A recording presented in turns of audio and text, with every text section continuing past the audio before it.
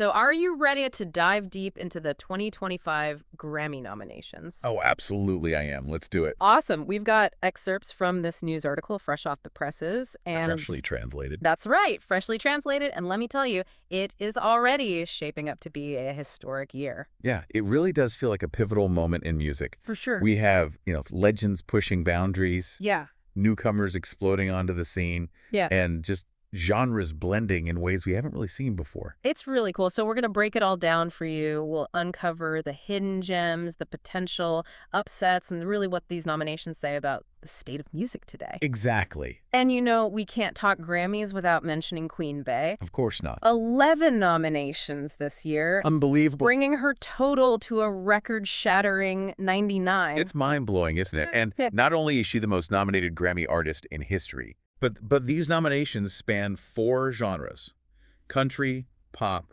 rap, and Americana. I mean, it just speaks to her evolution as an artist, her ability to constantly reinvent herself and break down genre barriers. I mean, I'm still trying to wrap my head around like a Beyoncé country album, but I know, me too. it's kind of awesome, though, I have to say. I'm here for it. Yeah.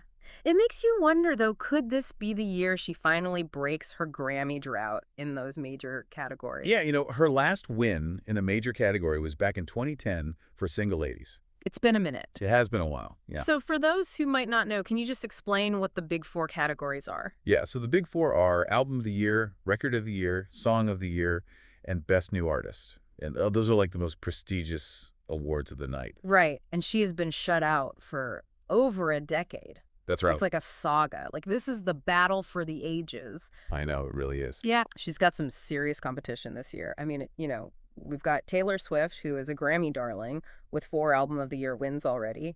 And then there's Billie Eilish, who basically swept the big 4 in 2020. At only 18 years old. It's crazy. I know, and she's continued to win since then. She's actually the first artist to have their first 3 albums nominated for Album of the Year. Wow. See, I didn't even know that. That's a really good stat. Yeah. And let's not forget Andre 3000. Yes, a legend. His instrumental flute album, New Blue Sun, is nominated for Album of the Year. Yeah, which is a delightful surprise for fans, I think. I love seeing these seasoned artists still, experimenting and pushing creative boundaries. Me too. Okay, so let's dive into some of the biggest showdowns of the night. Okay. First up, Record of the Year.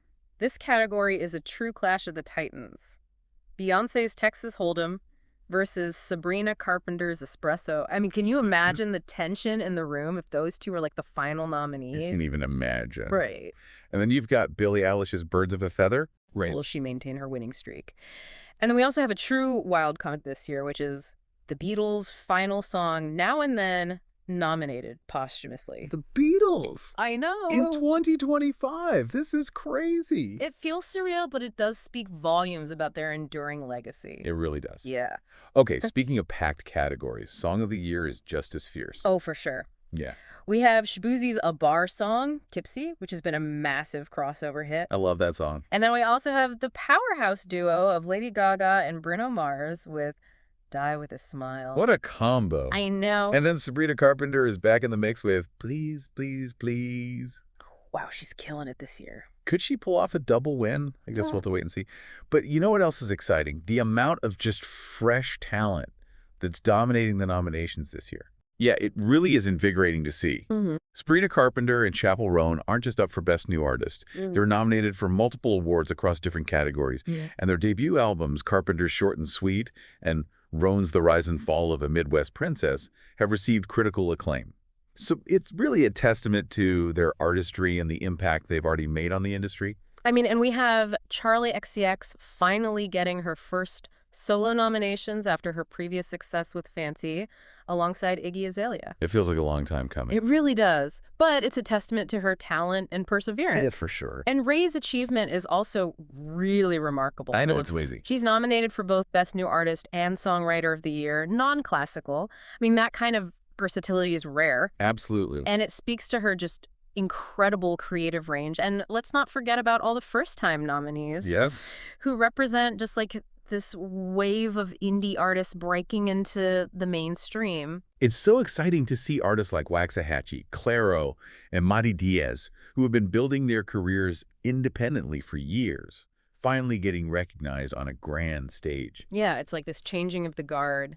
And it's not just the indie scene. Right. We've got a mix of newcomers making history, like Sierra Farrell and Doechii are getting their first nods. And we even have Morgan Wallen, though it's for his collaboration with Post Malone on I Had Some Help, and not as a solo artist yet. Interesting. But then there are the legends like Pete Rock, Linda Martell, and Kim Gordon, who are finally getting their due, proving that great music can transcend time.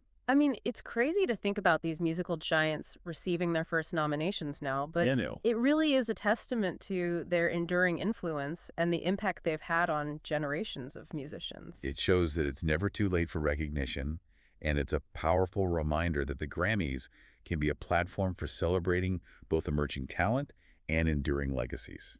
Yeah, I think it's safe to say that this year's nominations are already rewriting the rules. Absolutely, and we've only just scratched the surface. I know. What do you say we dive into some of the other categories and see what other surprises we can uncover? I'm right. Let's do it. Awesome. Okay, I'm ready to go deeper. What else jumped out at you from these nominations? Well, looking beyond just the star power, I think what's really fascinating is how these nominations reflect some really interesting trends that are happening across the industry. Okay. For example, the Best Alternative Music Album category is absolutely stacked Oh, yeah. with like critically acclaimed albums. We have Big Thief, The National, and even the supergroup Boy Genius getting their first nomination Whoa! for their album The Record. Wait, Boy Genius is nominated for their first Grammy? I know. This is huge! Right. I mean, their album is like a masterpiece of indie rock songwriting, and it's incredible to see them getting this level of recognition. What do you think this says about the Grammys and indie music in general? I think it's a really positive sign. You know, for a long time, the Grammys were criticized for not being inclusive enough, especially when it comes to genres like indie rock. Right.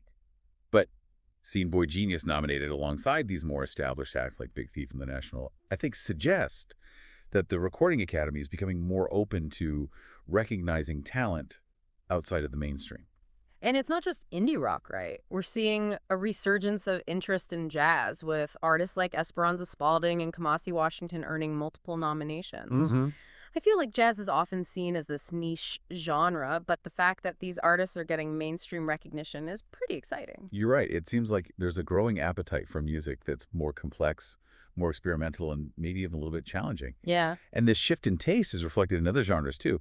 You look at the Best Dance Electronic Music Album category, you got everything from the avant-garde sounds of Arca to the pop-infused electronica of Fred again. Cool. It's a genre that's constantly evolving and pushing boundaries, and the Grammys are taking notice. I love that. It's like people are craving something different, something that challenges their expectation. Yeah. And speaking of pushing boundaries, the Best Global Music Performance category is a true testament to the increasingly globalized nature of music. Yes, we have nominees from all over the world representing such a diverse range of cultures and musical traditions. It's not just about celebrating diversity, but it's about recognizing the interconnectedness of music across borders. That really gets to the heart of what music is all about, right? It's a universal language that can connect people from all walks of life. And I think that's what's so powerful about these Grammy nominations. They showcase the incredible breadth and depth of music being created all around the world. I completely agree. It's inspiring, it's hopeful, and it makes you wonder what the future of music holds. What new sounds will we hear? What new artists will emerge? What boundaries will be broken next? It's an exciting time to be a music fan, that's for sure. But before we get too carried away thinking about the future, I kind of want to bring back to the Grammys themselves. Do you think these nominations represent a real shift in the way the Recording Academy is recognizing and rewarding artistic excellence? It's a complex question, and I don't think there's an easy answer. Right. The Grammys have definitely faced their share of criticism in the past for not being inclusive enough, Yeah. for overlooking certain genres and artists, and for sometimes seeming out of touch with the current musical landscape. Yeah, there's been a lot of discussion about the need for more diversity and representation among the nominees and winners. It feels like there's been some progress in recent years. Yeah. And these nominations do seem to reflect a greater awareness of those issues, but I guess the real test will be what happens on Grammy night, right? Exactly. It's one thing to have a diverse range of nominees. It's another thing to see that diversity reflected in the actual awards. I think we'll have a much better sense of whether this represents a genuine shift in the industry after we see who takes home the golden gramophones. True. And speaking of taking home awards, let's talk about the elephant in the room, Beyoncé's quest for Grammy glory. Do you think this could finally be her year? I honestly wouldn't want to predict it. The competition is fierce. Yeah. But one thing's for sure with 11 nominations, Right. she's a force to be reckoned with. And even if she doesn't win in like the major categories, her sheer number of nominations across such a diverse range of genres is a testament to her impact and legacy. For sure. But, beyond Beyoncé, there are so many storylines to watch this year. Absolutely. Will Taylor Swift continue her reign? Will a newcomer like Sabrina Carpenter pull off an upset? Will the Beatles win a Grammy in 2025? Right. These are just a few of the questions that are on everyone's minds. It's going to be an epic night, that's for sure. And it feels like the stakes are even higher this year, given all the conversations around the Grammys and their role in the music industry. Do you think they're at a turning point? I do think they're at a crossroads. They have an opportunity to embrace change, to be more inclusive, to reflect the true diversity and dynamism of music today. But it remains to be seen whether they'll fully seize that opportunity. I guess we'll have to watch and see. But for now, I think we've given our listener a lot to think about. What are your final thoughts on these nominations, and what are you most excited to see unfold on Grammy night? It's true. We've covered a lot of ground, We have. from Beyoncé's record-breaking run to the rise of these new stars like Sabrina Carpenter and Chappell Roan, and from like this, resurgence of jazz to the global reach of music. Yeah, and we even talked about how these nominations might signal like a shift in the music industry itself, with more recognition for indie artists and a greater emphasis on diversity. Yeah, but I think it's important to remember that awards are only one part of the story. Right. The Grammys are like a snapshot of a particular moment in time, Exactly. but they don't define an artist's worth Right. or the lasting impact of their music. Think about it. The real magic happens when a song connects with you on a personal level, when it evokes a memory or makes you feel seen or inspires you to dance or create. That's the power of music. It really transcends awards and accolades. It's like a language that speaks to our souls. I love that. So while we wait to see who wins on Grammy night, let's not forget about the bigger picture. Yes, The music itself. the music. The artists who pour their hearts into it and the connections it creates between all of us. I think that's a beautiful way to put it. And with that in mind, I'd like to leave our listener with a final thought. Okay, hit me with it. Do these Grammy nominations represent a genuine shift towards a more inclusive and diverse music industry? Or are they just a fleeting reflection of current trends?